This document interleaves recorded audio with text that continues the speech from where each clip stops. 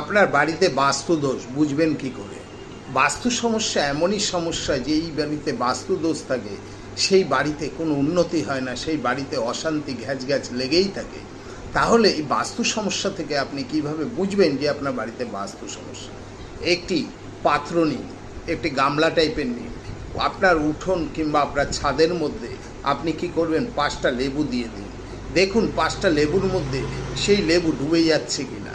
যদি মনে করেন ডুবে যাচ্ছে তো ভালো, আর যদি ডুবে না যায় তাহলে মনে করবেন যে আপনার বাড়ির বাস্তু দোষ আছে।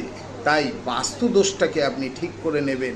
তবে চ্যানেলটিকে ভালো লাগলে অবশ্যই সাবস্ক্রাইব করবেন, লাইক করবেন, কমেন্ট করতে কখনো ভুলবেন না।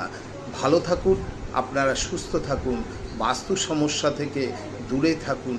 বাস্তু হচ্ছে মানুষকে একদম নিস্তব্ধ করে দেয়, বাস্তু মানুষকে শেষ করে দেয়। তাই